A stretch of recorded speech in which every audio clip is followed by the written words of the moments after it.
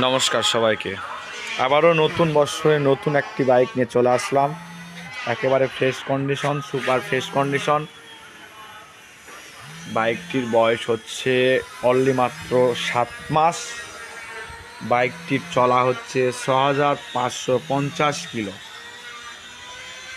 SF deluxe. জানি না দিনটা কেমন কাটবে। 26 সালে নতুন একটি দিন, আশা করি অবশ্যই ভালো কাটবে। ভগবান আমাকে, সৃষ্টিকর্তা যেন অবশ্যই আমাকে ভালো রাখে, সুস্থ রাখে, আমি এই কামনাই করি।